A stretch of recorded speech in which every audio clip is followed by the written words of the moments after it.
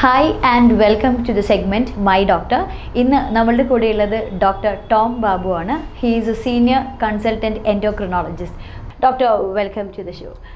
So doctor, first of all നമ്മൾ ഇന്ന് എൻഡോക്രൈനോളജിനെ പറ്റിയിട്ടാണ് സംസാരിക്കുന്നത്. ആൻഡ് ഒരുപാട് ആളുകൾക്ക് കോമൺ ആയിട്ട് കേട്ടിട്ടുണ്ടെങ്കിലും അത്ര പരിചിതമായിട്ടുള്ള ഒരു വാക്കല്ല ഈ എൻഡോക്രൈനോളജി എന്നുള്ളത്. അപ്പോൾ എന്തൊക്കെ രോഗങ്ങളാണ് അല്ലെങ്കിൽ അഥവാ എന്തൊക്കെ ചികിത്സകളാണ് ഈ ഒരു ഇതിൻ്റെ കീഴിൽ വരുന്നത്? നമ്മളിപ്പോൾ എൻഡോക്രിനോളജിനെ കുറിച്ച് വളരെ സിമ്പിളായിട്ട് ഞാൻ ഇപ്പോൾ ഒരാളെ പറഞ്ഞ് മനസ്സിലാക്കാൻ തുടങ്ങുമ്പോൾ ഞാൻ ഇവരുടെ അടുത്ത് ഇങ്ങനെയാണ് പറയുക. ബേസിക്കലി ഹോർമോൺസിൻ്റെ, നമ്മുടെ ശരീരത്തിൽ ഹോർമോൺസിൻ്റെ ഏറ്റവും അല്ലെങ്കിൽ high and law of these hormones, അല്ലെങ്കിൽ അഥവാ ഈ ഹോർമോൺസ് മൂലം വരുന്ന അസുഖങ്ങൾക്കാണ് ഒരു എൻഡോക്രിനോളജിസ്റ്റിൻ്റെ ആവശ്യം വരിക. ആൻഡ് ഈ ഹോർമോൺസിൻ്റെ പ്രത്യേകത എന്ന് വെച്ച് കഴിഞ്ഞാൽ നമ്മുടെ ശരീരത്തിൽ വളരെ ചെറിയ ക്വാണ്ടിറ്റീസിൽ സെക്രീറ്റ് ചെയ്യുന്ന ഒരു കോൺസ്റ്റിറ്റ്യുവൻസ് ആണ്. അപ്പം ഇതിൻ്റെ പ്രത്യേകത എന്ന് വെച്ച് കഴിഞ്ഞാൽ ഇത് സെക്രീറ്റ് ചെയ്യണത് ഒരു ഭാഗത്തും, പക്ഷേ ഇതിൻ്റെ എഫക്റ്റ് വരുന്നത് വേറൊരു ഭാഗത്തുമായിരിക്കും. മീൻസ് അത് പലപ്പോഴും നമ്മുടെ ബ്ലഡിൽ കൂടെ സഞ്ചരിച്ചിട്ട് ഓരോ സ്ഥലത്ത് പോയി. ഇപ്പോൾ ഉദാഹരണത്തിന് നമ്മൾ ഏറ്റവും കോമൺ ആയിട്ടുള്ള ഒരു ഹോർമോൺ, അത് എല്ലാവർക്കും അറിയാവുന്ന ഒരു ഹോർമോണാണ് ഇൻസുലിൻ. അപ്പോൾ ഇൻസുലിൻ ഉണ്ടാവുന്നത് പാൻക്രിയസ് എന്ന് പറഞ്ഞൊരു ഗ്രന്ഥി നിന്നാണ്. അപ്പോൾ ഈ പാൻക്രിയസ് ഇത് നമ്മുടെ ബ്ലഡിലേക്ക് സെക്രീറ്റ് ചെയ്തിട്ട് ഇത് പോയി നമ്മുടെ പല കോശങ്ങളുടെ റിസപ്റ്റേഴ്സിലും ആക്ട് ചെയ്തിട്ടാണ് അങ്ങനെയാണ് ഇതിൻ്റെ ആക്ഷൻ വരിക. അപ്പം അതിൻ്റെ കുറവ് വരുമ്പോഴാണ് ഡയബറ്റീസ് എന്ന് പറഞ്ഞാൽ വളരെ കോമൺ ആയിട്ടുള്ള ഒരവസ്ഥ നമുക്ക് കാണാൻ സാധിക്കുന്നത്. അപ്പോൾ ഇതേപോലെ വേറൊരു കോമൺ ഹോർമോണാണ്, എല്ലാവർക്കും അറിയാവുന്ന ഒരു ഹോർമോണാണ് തൈറോക്സിൻ, അല്ലെങ്കിൽ തൈറോയിഡ് ഗ്രന്ഥിയിൽ നിന്നുണ്ടാവുന്ന ഒരു ഹോർമോൺ. അപ്പം ഇതും പലപ്പോഴും എല്ലാവർക്കും അറിയാം, പക്ഷേ ഇത് എൻഡോക്രൈനോളജി അല്ലെങ്കിൽ ഇത് ഹോർമോൺ സംബന്ധമായിട്ടുള്ള ഒരു അസുഖമാണെന്നൊക്കെ പലപ്പോഴും ആൾക്കാർക്ക് അറിയില്ല. അപ്പോൾ അതുകൊണ്ട് തന്നെയാണ് ഈ എൻഡോക്രൈനോളജി എന്താണെന്ന് ഇപ്പം ആൾക്കാർക്ക് അറിയില്ല. പക്ഷേ എനിക്ക് വേണമെങ്കിൽ മുന്നോട്ട് പോകുന്തോറും നമ്മൾ നോക്കുമ്പം നമ്മുടെ സമൂഹത്തിൽ വന്ന 90% അസുഖങ്ങൾ ഹോർമോൺ സംബന്ധമായിട്ടുള്ള അസുഖങ്ങൾ തന്നെയാണ്.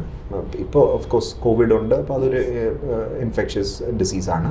പക്ഷേ അത് മാറിക്കഴിയുമ്പോൾ അല്ലെങ്കിൽ അതിന് തൊട്ട് മുമ്പും നമ്മൾ നോക്കിയിരുന്നത് ഈ ഹോർമോൺ സംബന്ധമായിട്ടുള്ള പ്രശ്നങ്ങൾ മൂലമാണ് പലപ്പോഴും ഈ മരണം വരെ സംഭവിക്കുന്നത്. അല്ലെങ്കിൽ കൂടുതൽ മരണങ്ങൾ സംഭവിച്ചിരുന്നത് ക്യാൻസർ കഴിഞ്ഞ് കഴിഞ്ഞാൽ ഇപ്പം ഹൃദ്രോഗം അല്ലെങ്കിൽ വൃക്കയുടെ ഫെയിലിയർ, ഇതിൻ്റെയൊക്കെ അടിസ്ഥാന അവസ്ഥ നോക്കുകയാണെങ്കിൽ ഡയബറ്റീസ് തന്നെയാണ്. അപ്പം അതുകൊണ്ട് തന്നെയാണ് നമ്മൾ പറയുന്നത് ദാറ്റ് ഇനി വരാൻ പോകുന്ന ഒരു യുഗത്തിൽ ഈ എൻഡോക്രിനോളജി നമുക്ക് അറിയാണ്ടിരിക്കാൻ പറ്റില്ല. ഈ ഒരു വാക്ക് നമ്മൾ ഇനിയും നമ്മൾ മനസ്സിലാക്കാൻ നോക്കണം. ആൻഡ് തീർച്ചയായിട്ടും ഇനിയും അത് വളരെയധികം നമ്മൾ കേൾക്കാൻ ഓക്കെ. ഇപ്പം ഡോക്ടർ തന്നെ പറഞ്ഞു ഈ കൊറോണ അല്ലെങ്കിൽ കോവിഡ് എന്ന് പറഞ്ഞ ഇഷ്യൂ ലൈക്ക് നല്ല രീതിയിലാണെങ്കിലും എങ്ങനെയെങ്കിലും നമ്മൾ ഈ ഹോർമോൺ ഡിസീസസിനെ ഈ കോവിഡ് ബാധിച്ചിട്ടുണ്ട്. ഇപ്പോൾ സംടൈംസ് നമ്മൾ പറയും ഹൃദ്രോഗികൾ കൂടിയെന്നോ കുറഞ്ഞെന്നോ, അങ്ങനെ ഏതൊരു അസുഖത്തിനും കോവിഡുമായിട്ട് നമ്മളിപ്പോൾ ഒരു കമ്പാരിസൺ അല്ലെങ്കിൽ ഇത് നടത്തുന്നുണ്ട്. തീർച്ചയായിട്ടും. അപ്പോൾ അത് വേറെ ഒരു അസുഖത്തിനും ഇതിൻ്റെ അസോസിയേഷൻ, അല്ലെങ്കിൽ ഡയബറ്റീസിന് തീർച്ചയായിട്ടും അതിന് വലിയൊരു പങ്കുണ്ട്.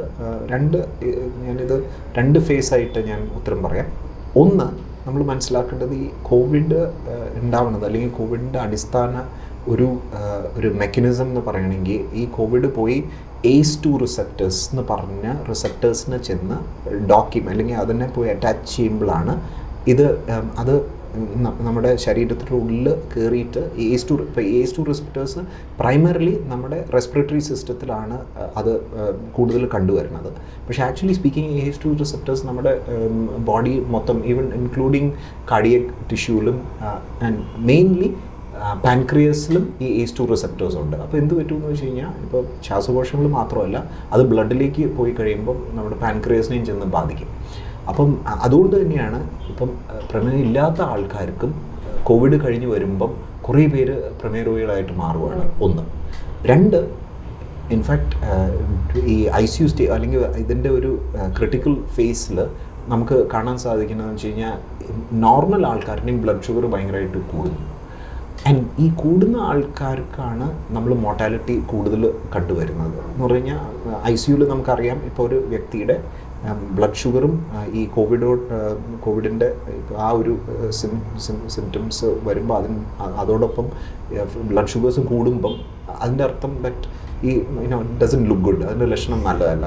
സോ സജസ്റ്റിംഗ് ദാറ്റ് ഈ Covid will effect pancreas also. എന്നിട്ട് ഭാവിയിൽ ഇപ്പം നമ്മൾ ഇതൊരു അല്ലെങ്കിൽ തന്നെ പ്രമേയം ഒരു വലിയൊരു ഒരു പ്രശ്നമാണ്. അപ്പോൾ ഇനി കോവിഡും കൂടെ കഴിയുമ്പം പ്രമേയ രോഗികളുടെ എണ്ണം ഭയങ്കരമായിട്ട് വർദ്ധിക്കാൻ പോവുകയാണ്. ആൻഡ് നമുക്ക് that is something that is an eventuality. നമുക്കത് തൂത്ത് മാറ്റാൻ പറ്റില്ല. ആൻഡ് നമ്മൾ തയ്യാറായിരിക്കണം. ഇനി വരാൻ പോണ എന്താണെന്നുള്ളത് ഇപ്പം പതുക്കെ ക്ലിയർ ആവണുണ്ട്. ഇപ്പം എനിക്ക് തന്നെ ഈ കോവിഡിൻ്റെ ഈ ഒരു സിനാറിയോ ഇപ്പോഴും ഇനി ഞാൻ എക്സ്പെക്റ്റ് ചെയ്യുക ഇപ്പം എൻ്റെ അടുത്ത് വന്ന ആൾക്കാരുടെ എണ്ണം മീൻസ് ഡയബറ്റീസ് മോശമായിട്ടോ അല്ലെങ്കിൽ പുതിയ ഡയബറ്റിക് പേഷ്യൻസിൻ്റെ എണ്ണം കൂടാൻ തന്നെയാണ് സാധ്യത. അപ്പം അതിൻ്റെ ഒരു സൂചനയാണ് നമുക്ക് കിട്ടുന്നത്. ഇപ്പം ലൈക്ക് ഫാക്റ്റ് ആണോ എന്നറിയില്ല, ഒരു പൊതുവെ ഒരു നമ്മളുടെ ഒരു കൺസെപ്ഷൻസ് ആയിരിക്കും. ഇപ്പോൾ തൈറോയിഡ് ഇഷ്യൂ ആണെങ്കിൽ ലേഡീസിനാണ് കൂടുതൽ വരിക, അല്ലെങ്കിൽ ബേസിക്കലി ഹോർമോൺ ഇഷ്യൂസിന് എന്തെങ്കിലും ജെൻഡർ ബയസ്ഡ് ആയിട്ടുണ്ടോ, ഈവൻ മെയിൽസിനോ ഫീമെയിൽസിനോ ഈവൻ കിഡ്സിനോ? തീർച്ചയായിട്ടും. ഡയബറ്റീസിനെ കുറിച്ച് ഞാൻ അത് പറയില്ല. തൈറോയിഡിന് തീർച്ചയായിട്ടും ഇപ്പം നിങ്ങൾ പറഞ്ഞ പോലെ സ്ത്രീകൾക്ക് തന്നെയാണ് it is A female predominant disease. അപ്പോൾ അത് ഒരു വാസ്തവം തന്നെയാണ്.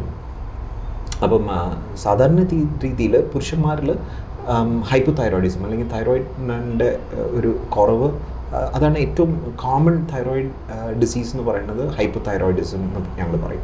ഈ ഹൈപ്പോതൈറോയിഡിസം എന്ന് പറയുന്നത് തൈറോയിഡ് ലെവൽ കുറയുന്ന ഒരു അവസ്ഥയാണ്. എന്നാൽ അതാണ് സ്ത്രീകളിൽ നമുക്ക് ഏറ്റവും കൂടുതൽ കാണാൻ സാധിക്കുന്നത്. ആൻഡ് ഇത് തന്നെയാണ് ഏറ്റവും കോമണസ്റ്റ് ആയിട്ടുള്ള ഒരു എൻഡോക്രൈൻ പ്രോബ്ലം. എൻ്റെ അടുത്ത് ചോദിക്കുകയാണെങ്കിൽ ഡയബറ്റീസിനേലും കൂടുതൽ കോമൺ ആയിട്ട് ശരിക്കും പറഞ്ഞാൽ നമ്മുടെ സമൂഹത്തിൽ കാണുന്നത് തൈറോയിഡ് റിലേറ്റഡ് പ്രോബ്ലംസ് തന്നെയാണ്. ആൻഡ് സ്ത്രീകളിലാണ് ഇത് നമ്മൾ കൂടുതൽ കണ്ടുവരുന്നത്. ആൻഡ് ഇതേപോലെ വേറെ ഇപ്പം തൈറോയിഡ് മൂലം വേറെ അസുഖങ്ങളുണ്ട്, ഹൈപ്പോതൈറോയിഡിസം കൂടാണ്ട് വേറെ അസുഖങ്ങളുണ്ട്.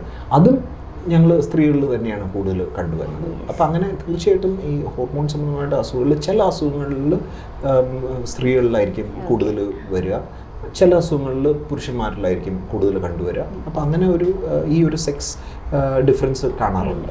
ഹൗ ഫാർ ഇപ്പോൾ കുട്ടികളുടെ കാര്യത്തിലാണെങ്കിൽ നമ്മൾ കേട്ടിട്ടുണ്ട് ചില കുട്ടികൾക്ക് ഈ പൊക്കക്കുറവിൻ്റെ പ്രശ്നം അല്ലെങ്കിൽ വണ്ണക്കുറവിൻ്റെ പ്രശ്നം ഒരു പരിധിവരെയൊക്കെ നമ്മൾ ഭക്ഷണം കൊടുത്ത് മാറ്റാൻ നോക്കിയാലും പിന്നീട് ഒരു ചേഞ്ച് ഇല്ലാന്നുണ്ടെങ്കിൽ V have heard that might be hormone problem ആയിരിക്കും എന്ന് കേട്ടിട്ടുണ്ട്.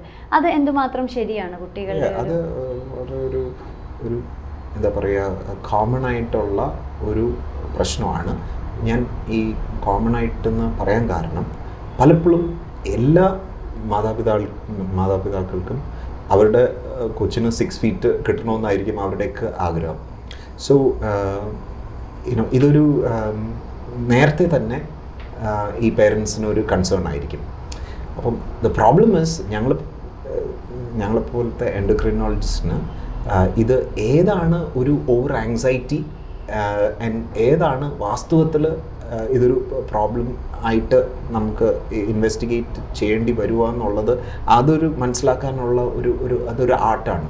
ആർട്ടെന്ന് പറഞ്ഞു കഴിഞ്ഞാൽ ഇപ്പം നമുക്ക് ഒറ്റ നോട്ടത്തിൽ അറിയാം പേരൻസ് കുറച്ച് ഷോർട്ടായിരിക്കും, പക്ഷേ അവർ ഈ അവർ കൊണ്ടുവരുന്ന കൊച്ച് ഓൾമോസ്റ്റ് ഈ പേരൻസിൻ്റെ അത്ര ഉണ്ടായിട്ടുണ്ടാവും. എന്നാലും അവർക്ക് അവരുടെ കൺസേൺ ദാറ്റ് കൊച്ചിന് പൊക്കം വെക്കേണ്ടത്. അപ്പോൾ നമുക്ക് ഒറ്റ നോട്ടത്തിൽ അറിയാം ഇതൊരു ഫെമിലിയൽ ഒരു ടെൻഡൻസിയാണ്. ഇപ്പോൾ നമ്മൾ നേരത്തെ പറഞ്ഞ പോലെ അത് മാതാപിതാക്കളുടെ ഒരു മിഡിൽ ഹൈറ്റാണ് ഈ കുട്ടിക്ക് കിട്ടുകയുള്ളൂ. മീൻസ് ഒരു ജനറ്റിക് ആയിട്ടുള്ള പ്രീ ഡിറ്റർമിൻഡ് ആയിട്ടുള്ള ഹൈറ്റേ കിട്ടുകയുള്ളൂ.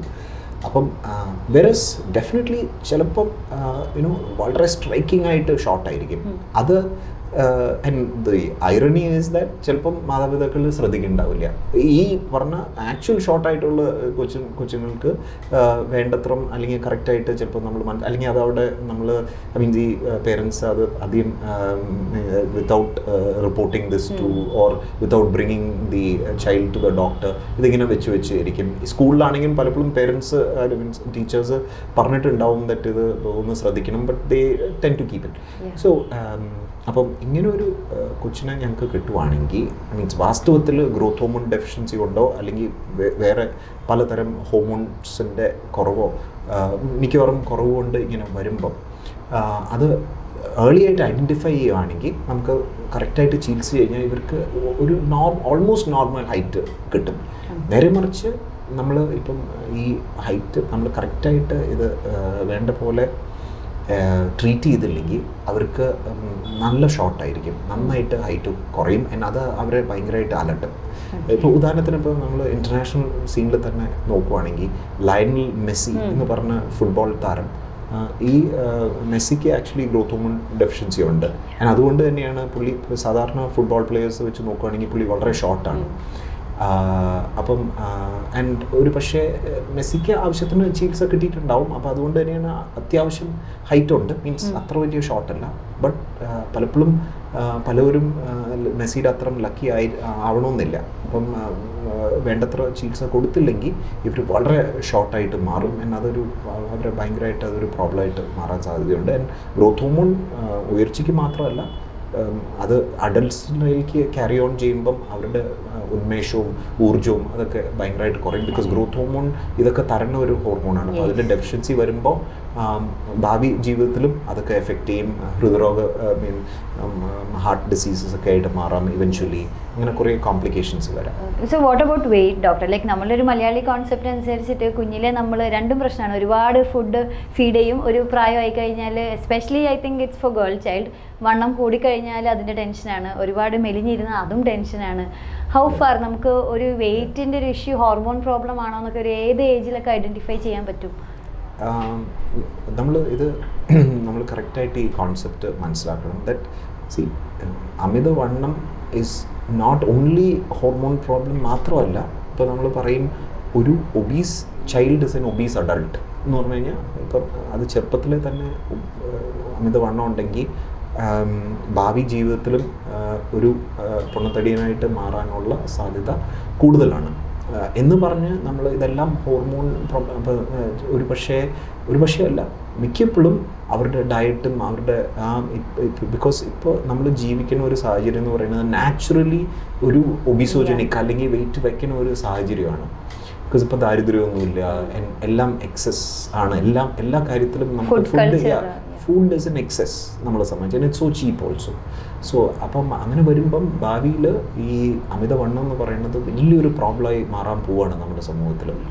അപ്പം അങ്ങനെ വരുമ്പം നമ്മൾ ആദ്യം തന്നെ മനസ്സിലാക്കേണ്ടത്, ശരി ഇതിൽ ഒരു കൂട്ടം ആൾക്കാർക്ക് ഹോർമോണിൻ്റെ എക്സസ്സും ഉണ്ടോ, ഹോർമോണിൻ്റെ ഡെഫിഷ്യൻ മോസ്റ്റ്ലി എക്സസ്സും ഉണ്ട്, അമിതവണ്ണം വരാം. ബട്ട് ഇത് ഒരു ചെറിയൊരു പെർസെൻറ്റേജ് ആണ്. മിക്കപ്പോഴും കോൺസ്റ്റിറ്റ്യൂഷണൽ ഒബീസിറ്റി കൊണ്ടാണ് ഇത് വരിക. കോൺസ്റ്റിറ്റ്യൂഷണൽ ഒബീസിറ്റി എന്ന് പറയുന്നത് it is A combination of genes, നമ്മുടെ പാരമ്പര്യമായിട്ട് കിട്ടുന്നത്, പിന്നെ നമ്മുടെ ലൈഫ് സ്റ്റൈല്, നമ്മുടെ ഒരു ബാക്കിയുള്ള means the kind of culture that we live in, and ഇതെല്ലാം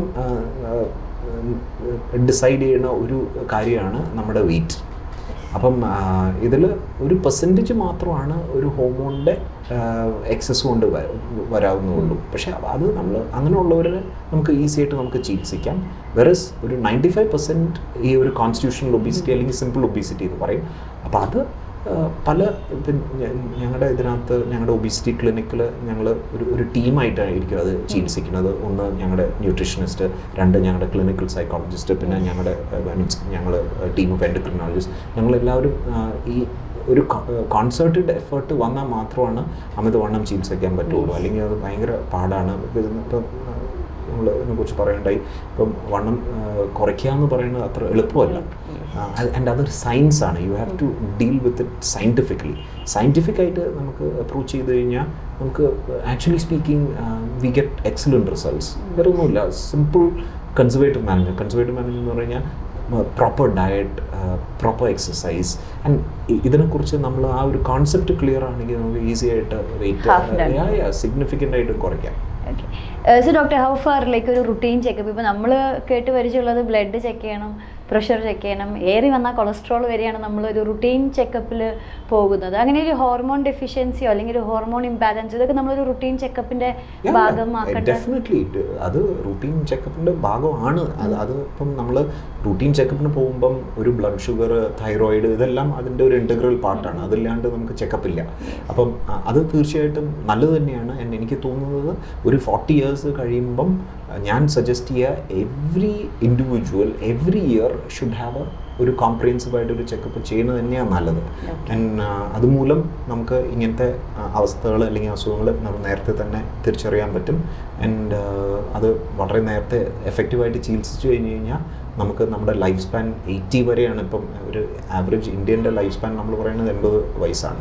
അപ്പോൾ ഈ 80 വയസ്സ് അല്ലെങ്കിൽ അതിന് മുകളിൽ പോകണമെങ്കിൽ നമ്മൾ ഇതേപോലെ വളരെ നേരത്തെ ഇതൊക്കെ കണ്ടുപിടിച്ച് നല്ലവണ്ണം ചികിത്സിച്ച് കഴിഞ്ഞ് കഴിഞ്ഞാൽ 80 വരെ ഈസി ആയിട്ട് നമുക്ക് പോകാം happily. So how far like ഇപ്പം ഒരു വേർഡ്സ് ഓഫ് വിസ്ഡം എന്നുള്ള രീതിയിൽ പറയുകയാണെങ്കിൽ എന്താണ് ഡോക്ടറിന് പബ്ലിക്കിനോട് പറയാനുള്ളത്? ഇപ്പം life style is A main issue, അതല്ലാണ്ട് ഹെൽത്തി ആയിട്ട് ഇരിക്കാൻ നമ്മൾ എന്തൊക്കെയാണ് എനിക്ക് തോന്നുന്നത് ഞാൻ പറഞ്ഞ പോലെ 40 years കഴിഞ്ഞ് കഴിഞ്ഞാൽ വി ഷുഡ് അണ്ടർസ്റ്റാൻഡ് ദാറ്റ് ആ body is in N ageing process or let's say track. അപ്പോൾ അങ്ങനെ വരുമ്പം വി നീഡ് ടു എല്ലാ വർഷവും ഒരു കോംപ്രിഹെൻസീവായിട്ടുള്ള ചെക്കപ്പ് ചെയ്യുക, അണ്ടർസ്റ്റാൻഡ്. ആൻഡ് ഓൾസോ നമ്മുടെ ജീൻസ് അല്ലെങ്കിൽ നമ്മുടെ മാതാപിതാക്കൾ അല്ലെങ്കിൽ നമ്മുടെ റിലേറ്റീവ്സിൻ്റെ ഇടയിൽ അവരുടെ അസുഖങ്ങൾ, അവരുടെ ആരോഗ്യ നില ഇതൊക്കെ നമ്മൾ നോക്കണം. ബിക്കോസ് ഡെഫിനറ്റ്ലി നമുക്ക് അതിൻ്റെയൊക്കെ ഒരു ബെയറിങ് ഉണ്ടാവും. അപ്പോൾ നമ്മുടെ ഫാമിലിയിൽ ഇപ്പം ഹൃദ്രോഗം അല്ലെങ്കിൽ ഡയബറ്റീസ് അല്ലെങ്കിൽ കൊളസ്ട്രോൾ അല്ലെങ്കിൽ ഹൈപ്പർ ടെൻഷൻ ഇതൊക്കെ മീൻസ് ഒന്നോ കൂടുതലോ പേർക്ക് നമ്മുടെ ഫാമിലിയിലുണ്ടെങ്കിൽ അത് നമുക്കും ഉണ്ടാവാൻ സാധ്യതയുണ്ട്. അപ്പോൾ ഇതൊക്കെ നമ്മൾ ഐഡൻറ്റിഫൈ ചെയ്ത് നമ്മൾ ബോധവാന്മാരായിട്ട് അതോടൊപ്പം നമ്മൾ ഈ പറഞ്ഞ പോലെ ആനുവൽ ചെക്കപ്പ് ഇതെല്ലാം നോക്കുക. അതിനോടൊപ്പം BP ഇതെല്ലാം ആനുവൽ ചെക്കപ്പിൽ വരും. And once in a year ഇതെല്ലാം ചെക്കപ്പ് ചെയ്തിട്ട് ഫൈൻഡ് ഔട്ട് ഹൗ ഹെൽത്തി നമ്മൾ ഓരോരുത്തരും എത്ര ഹെൽത്തി ആണെന്ന് മനസ്സിലാക്കി മുന്നോട്ട് പോയാൽ I think we will have a more healthy nation. തീർച്ചയായിട്ടും. Okay, thank you so much doctor. Endocrinology എന്ന ഒരു ഡിപ്പാർട്ട്മെൻറ്റിനെ പറ്റിയിട്ടും അല്ലെങ്കിൽ അതിൻ്റെ കീഴിൽ വരുന്ന commonly we have heard as hormone diseases അതിനെ പറ്റിയിട്ട് വളരെ ക്ലിയർ ആയിട്ടുള്ള ഒരു ഐഡിയ നമുക്ക് ഈ ഒരു ഇൻ്റർവ്യൂവിൽ കിട്ടി. Thank you so much. Thank you.